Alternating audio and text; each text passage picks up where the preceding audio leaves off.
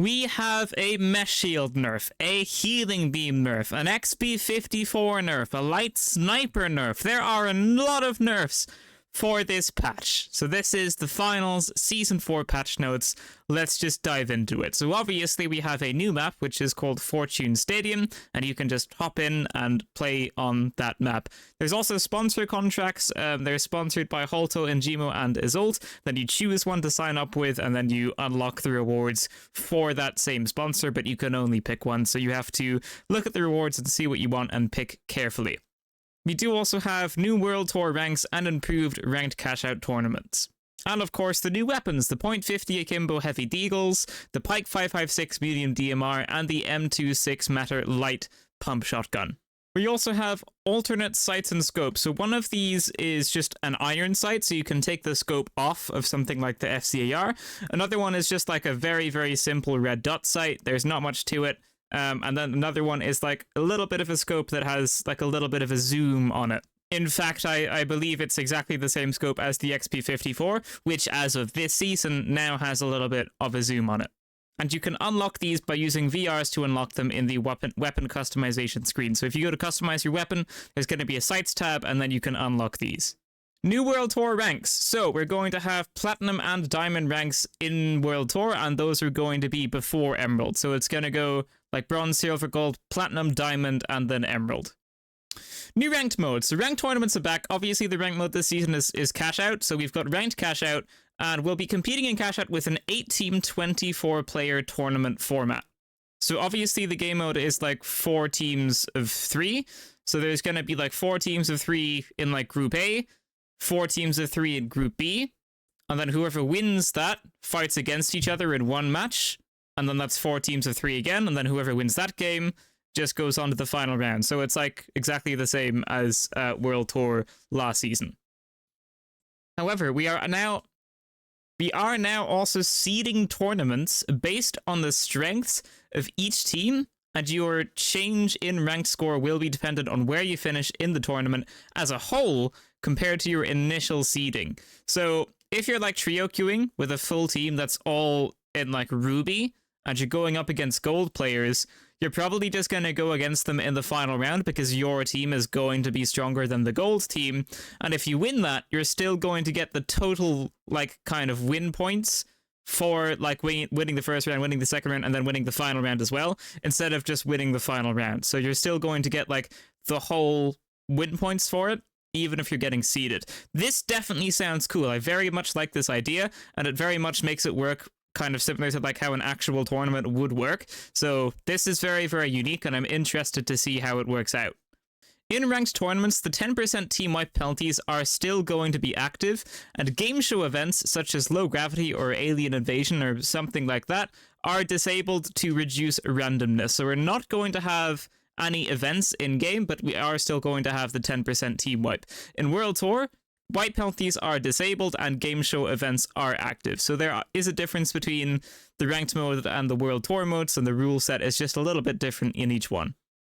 Improved player cards. There's a lot of new stuff to player cards. It's time to get personal on the player cards. For Season 4, we've added a new layout, collectible, and adjustable badges, borders, and player titles. There are new backgrounds available to collect as well, and we've improved the lighting on your character to help showcase your style. Updated circuits. Circuits now run in parallel to the World Tour stops and share the same sponsors, allowing you another way to earn rewards from the show's benefactors. We've also removed the requirement to complete earlier contracts before you can access later circuits, hopefully making the experience a little bit more streamlined. We also have 2 extra loadout slots. It's gone up from 6 to 8. We also obviously have a new battle pass, another 106 rewards for you to unlock. Its theme is Ospos and Evada, maybe, I don't know how to say it, but those are the 2 sponsors for the battle pass. You also have 10 new career levels, sponsors by Eno and Reno. Eno plus Reno, I don't know, that's one of the sponsors. This is one sponsor. I don't know how to pronounce it, but we have 10 new career levels.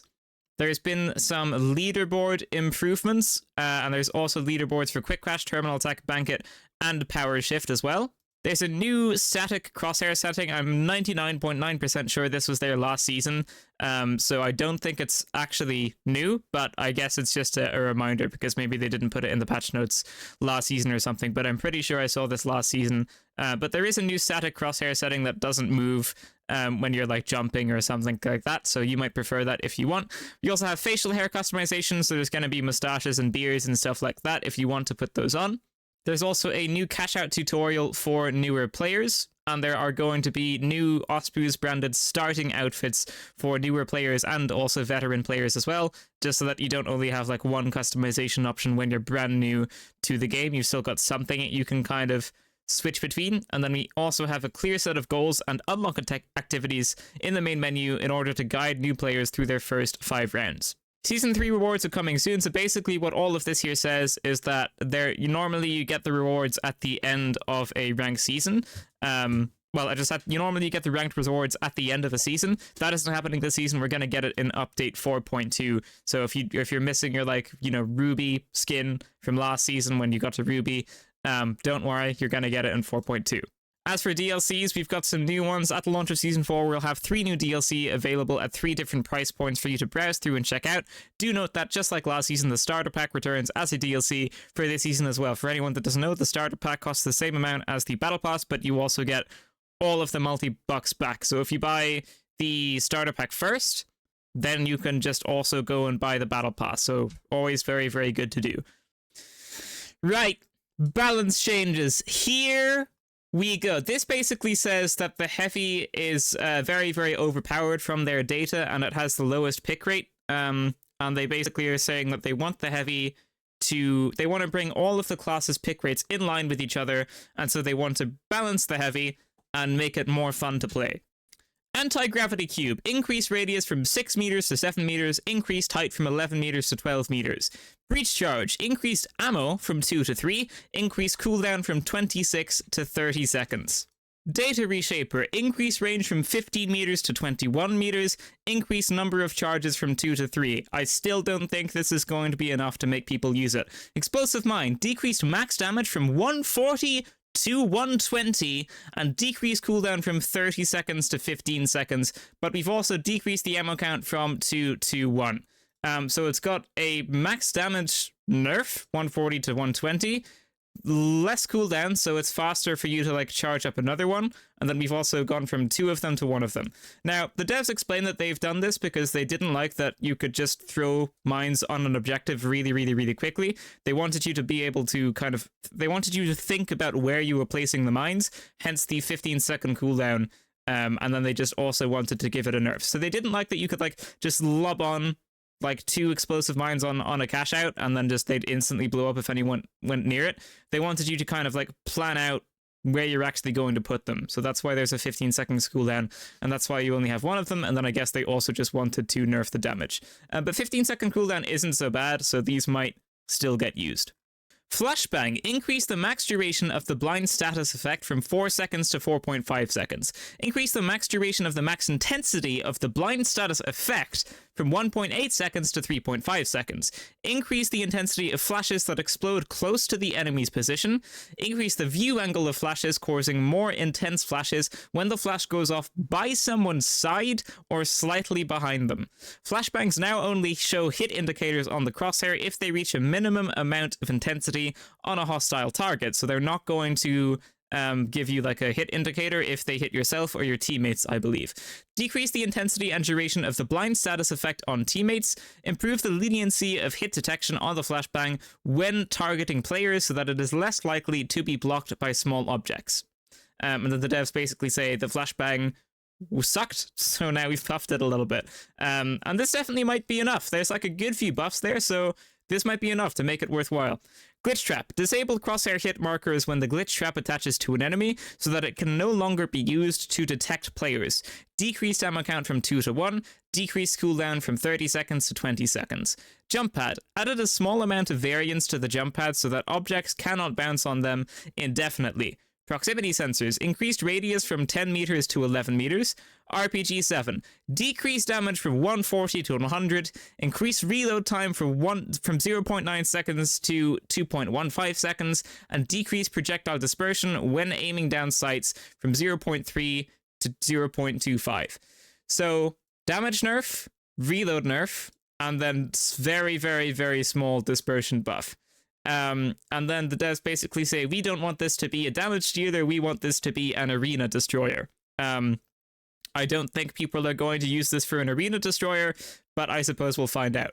Tracking dart, increased magazine size from 2 to 4, decreased ammunition regeneration rate from 13 seconds to 12 seconds, and decreased tracking duration from 15 seconds to 10 seconds. So this has basically got, like, it's not a rework, but it's got a lot of changes to it here, so we're going to have to see how that plays out. Zipline. Decrease the height of zipline slightly so that they will better fit through doors. Before, you couldn't place a zipline through a door. Now you can. Liftables. Propane gas canister. Decrease direct physical impact damage from 50 to 25. Modes, cash out modes.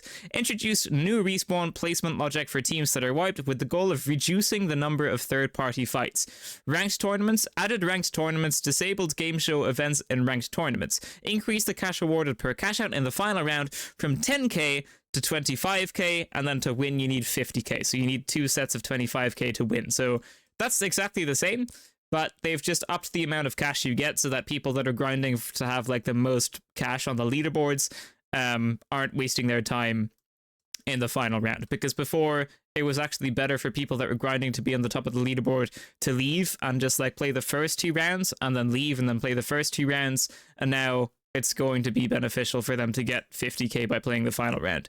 Terminal attack. Terminal attack now uses a best of 9 rounds, first of 5 format with a halftime break where level destruction is reset. Terminal attack ranked, remove terminal attack ranked and replace it with ranked tournaments, which is cash out. World Tour, disable team wipe penalties in World Tour, enable the ability for players to swap items between their loadout and reserve between team wipes.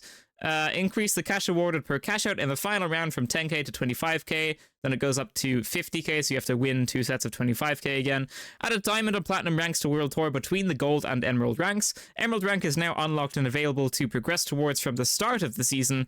Emerald rank is now earned by collecting win points rather than tournament wins, and updated the required win points totals for all World Tour rank tiers due to the change in ranks and how they are earned. So because there's now also like a platinum and a diamond rank, obviously it's going to take like less win points to get up to emerald. Otherwise it would be much more of a grind. Dematerializer.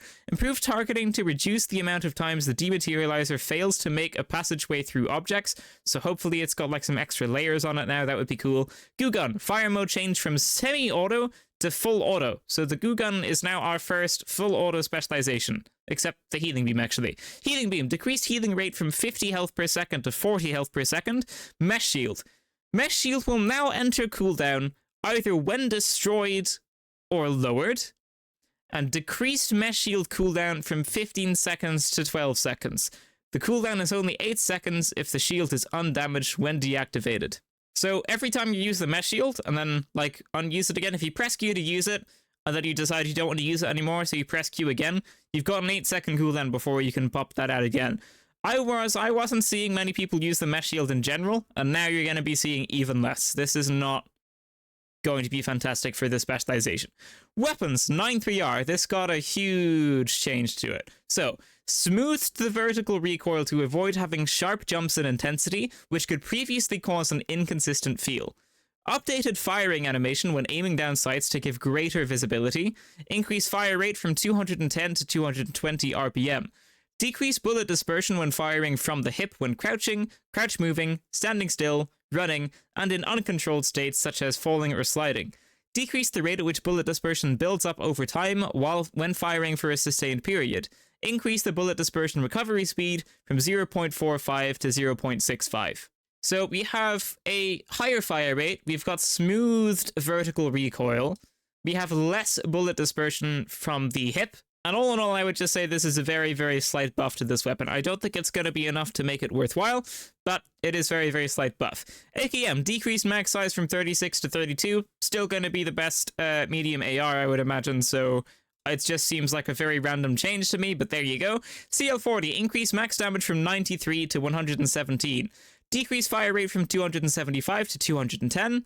And increase the max damage radius from 9 centimeters to 30 centimeters. So you're going to be getting the max damage a lot more because it's got a much bigger range. And then also it's got a damage buff, so with 2 shots lights and 3 shots mediums and heavies, but it has a little bit of a slower fire rate to adjust for that. So the CL40 should be back. Dagger. The dagger's backstab secondary attack can now be held, only triggering when the button is released, rather than automatically. During the stance, the player moves at the normal run speed and cannot sprint. So it's going to be like with the sword, the way you can hold down the charge attack for the sword, you can now do that for the dagger, except you can't sprint while you're doing it for the dagger. Lewis gun. Smooth the recoil pattern of the Lewis gun, reducing the amount of horizontal recoil at some points. The recoil pattern overall remains the same, but should be considerably easier to control. LH1. Decrease the damage fall-off start range from 80 to 50 meters, and decrease the damage fall-off end range from 100 meters to 55 meters. M60. Increase fire rate from 560 to 580 RPM. Smooth the recoil pattern of the M60, reducing the amount of horizontal recoil at some points. The recoil pattern overall remains the same, but should be considerably easier to control. MGL32. Decrease reload time from 3.1 seconds to 2.8 seconds. And then we also get an interesting dev note here. The MGL32 is a weapon we'd very much like to rework at some point, but that will take a more considerable effort. For now, this is a simple and small quality of life adjustment that should make the weapon a little bit more viable. I don't really know why they're going to make a rework to it. I guess not enough people were using it. A very, very small suggestion for this would be to just make it so that if you hit someone directly, then it just blows up and does all of the damage. But if you don't, then it just stays the same. I think that would be like a very, very small function to it that wouldn't take so long to implement, but what do I know? Back to the patch notes. Recurve bow. Increase damage at minimum draw from 55 to 60. Decrease damage ramp up start time from 0.2 to 0.15 seconds, and decrease the time taken to reach maximum draw from 0.585 to 0.49 seconds. So you're gonna get like the max damage draw faster than you would have before. Riot Shield. Increase damage from 84 to 90. SH1900. Decrease reload time from 2.5 to 2.125. Spear. Increase run speed modifier during secondary spin attack from 65 to 75%. SR84 Sniper. Updated the SR84 to now only fire hit scan rounds up to 40 meters, and then after that, the shot becomes a projectile with bullet drop from gravity and drag. And this is because the devs didn't like, all of your teammates in Power Shift or Terminal Attack being light snipers that didn't play the objective. Sword. Updated attack sweeps to be more centered on the crosshair, making the weapon more accurate. Increase the range of the secondary lunge from approximately 5 meters to approximately 6 meters. Secondary lunge attack now maintains its top speed for slightly longer. Throwing knives. The throwing knife's secondary attack can now be held, only triggering when the button is released rather than automatically. During the stance, the player moves at the normal run speed and cannot sprint. XP54. Increase the magnification of the XP54 slightly as part of the addition of alternate sights and scopes, and it says this because the alternate scope for like the LH1, let's say, is the same as the XP54 scope, so the dev just wanted it to have a bit of zoom on it. And decrease damage from 18 to 16. I think that is going to be pretty significant, and I think we're going to have a little bit more of a rough time using the XP54. I haven't tried it out myself, but this sounds like a pretty significant nerf. I'm not going to read through all of these bug fixes because they're really just not super important, but I will read through some of them. Polish the Riot Shield first-person animation where you would perform a phantom strike if you quickly zoomed after a strike, so that's like an animation fix. Fix an issue where the Santa Hat extra VO lines would not play. Added 10 new levels with rewards to the career rank, and fix an issue where stages or circuits that gave XP might not apply them to both the battle pass and the career rank. It would do one or the other, but not both, but that has been fixed now. Fix an issue where various hair types could clip with the bucket hat. Fix an issue where items transmuted by the data reshaper would not count as destroyed for certain contracts. The vanishing bombs hit detection has been improved. And there is a new cash-out tutorial for newer players. I think I mentioned that earlier, though. There is now an autumn-themed version of Kyoto. Players will now connect to levels faster without waiting for other players who have not yet loaded. As a result, players will reach the lobby much faster and will see connecting players represented as a hologram. This is cool. Instead of just having like a loading screen we can't do anything on, we can be like customizing our loadout and customizing our reserve and all of that kind of stuff while actually waiting for the other players to join. I've played a couple games already and you join super duper mega quick. This is definitely just a huge, very, very good quality of life change. Fixed an issue where throwing knives and arrows could be floating in front of players using the riot shield, and the riot shield will now block the winch claw and prevent the player from being grabbed, which is a pretty big... I don't think that would be a bug fix. I guess it was a bug, so that's been fixed now though. And fixed an issue where the sword's lunge animation was not played in third person. So there you go. That is pretty much all of the patch notes. You are all up to date. It was a pretty big patch. It was, you know, a seasonal patch, so that does make sense. As for the new weapons, I've tried out the DMR, the Deagles, and the light shotgun in the practice range. Deagles are pretty hard to aim.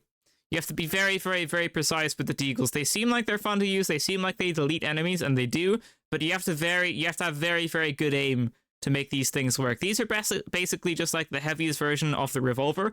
Gotta be pretty precise to make these things worthwhile. At the closer ranges, though, if you just hip fire, you're gonna have a good time. If you just hip fire with these things at the closer ranges, you're gonna have a pretty good time.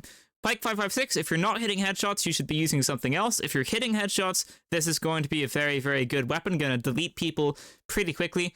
M26 Matter, I haven't used this one a whole lot, but I believe that this is pretty good so far. Just in the practice range, it seems like it's going to be decent. Like, nice mag size, nice damage, nice fire rate. It's got lots of things going for it, so I would say that this is just going to be like a worse version of the SH1900, but it's also just going to be much, much better for anyone that isn't so good with the SH1900. So I think we're going to be seeing a lot of these in a lot of games. Also, my Twitch and Discord are going to be linked down below. Feel free to go check those out. That would be extremely helpful. And, yeah, there you go. Thank you so much for watching, ladies and gentlemen. That is going to be it for this video. If you liked it, leave a like, subscribe, and I will see you in the next one. Farewell.